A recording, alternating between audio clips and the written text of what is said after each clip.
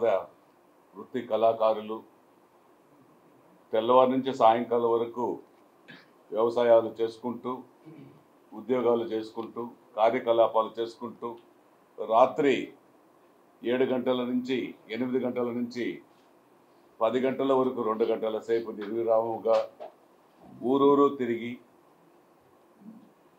భగవంతుని నామస్వరంతో ఏడుకొండల వెంకటేశ్వర స్వామి తలుసుకుంటూ ఒక గరుడ బొమ్మను కూడా తీసుకొని ఇంటింటికి కూడా వెళుతూ భజన కీర్తనలు పాడుతూ ప్రతి ఇంటికి కూడా ఒకరోజు పలహారాల దేవుడికి పూజ చేస్తూ భక్తులకు ఇచ్చుకుంటూ ఒక సంప్రదాయంగా జరిగేది.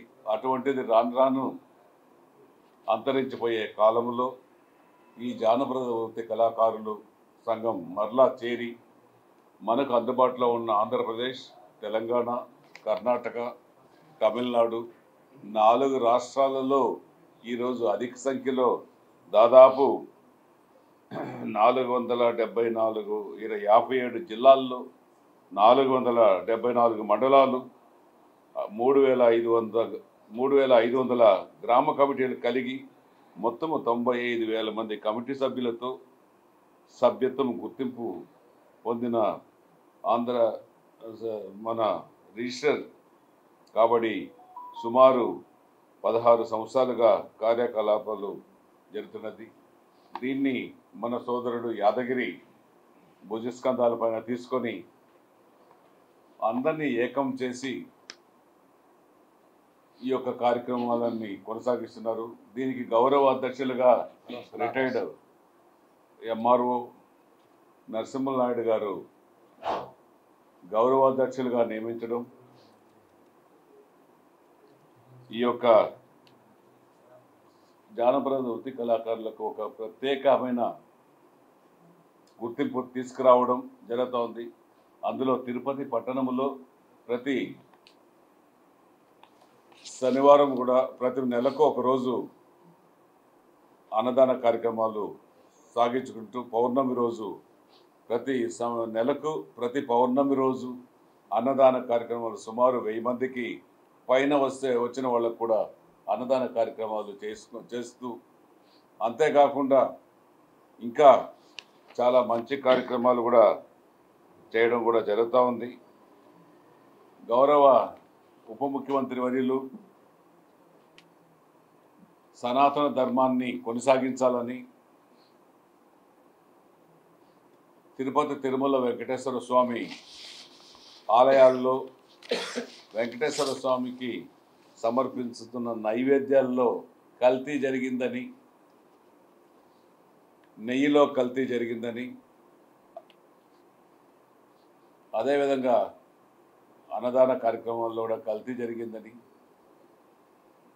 11 రోజులు నిర్విరామంగా వెంకటేశ్వర స్వామి మాల వేసి ఏడుకొండల వెంకటేశ్వర స్వామిని కాలినడకన వెళ్ళి దర్శించి కింద వచ్చి సనాతన ధర్మాన్ని గురించి 1.5 గంటల సేపు చెప్పడం జరిగింది. ఇది రాష్ట్ర వ్యాప్తంగా కాదు, దేశవ్యాప్తంగా ప్రపంచవ్యాప్తంగా వ్యాపించింది. దీనికి గౌరవ మన ముఖ్యమంత్రి వర్యులు తిరుపతి వాసి అనుభవశాలి నారా చంద్రబాబు నాయుడు గారు కూడా ఈ సనాతన ధర్మానికి చేయి కలుపుతూ ఏదైతే ఉప ముఖ్యమంత్రి గారు సనాతన ధర్మం గురించి విశదీకరంగా చెప్పడం జరిగింది, ఒకరిద్దరు దాన్ని వక్రీకరిస్తే దానికి కూడా సమాధానాలు చెప్పడం జరిగింది. ఇవన్నిటిని కూడా దృష్టిలో పెట్టుకొని మీరు కూడా దాదాపు ఇంకా ఎక్కువ మందితో ఈ యొక్క కార్యకలాపాలు ఎక్కువ రాష్ట్రాలలో జరిగే విధంగా ముందుకు తీసుకెళ్లాలని మిమ్మల్ని అందరినీ కూడా కోరుకుంటూ మీకు ఆ ఏడుకొండల వెంకటేశ్వర స్వామి శక్తినివ్వాలని, ఆయురారోగ్యాలు ప్రసాదించాలని, ఈ జానపద వృత్తి కళాకారుల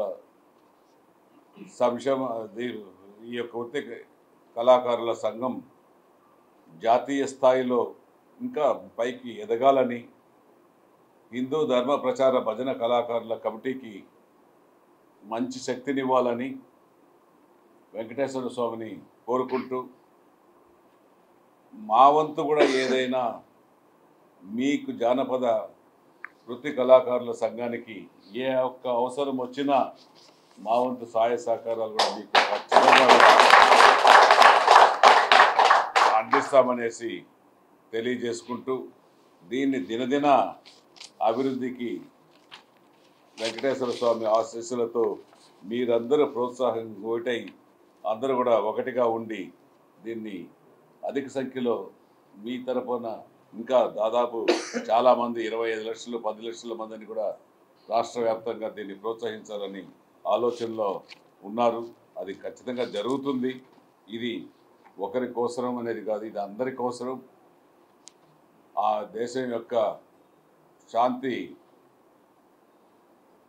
రక్షణకు ఇది తోడ్పడుతుందనేసి ఈ కల్మషాలు పోయి కొట్లాట్లు పోయి ద్వేషాలు పోయి అన్నిటికి కూడా ఈ జానపద కళాకారుల్లో దాదాపు ప్రతిరోజు కూడా గంట సేపు 2 గంటల సేపు వేసుకుంటే మనసు ప్రశాంతతగా ఉంటుందనేసి కూడా తెలియజేసుకుంటూ ఈ ఒక్క జానపద వృత్తి కళాకారుల సంఘానికి మమ్మల్ని కూడా భాగస్వామ్యం చేసి మరిన్ని వీడియోస్ కోసం ఛానల్ ని సబ్స్క్రైబ్ చేయండి. లేటెస్ట్ అప్డేట్స్ కోసం వాట్సాప్ ఛానల్ ని ఫాలో అవ్వండి. ఆ లింక్ డిస్క్రిప్షన్ లో ఉంది.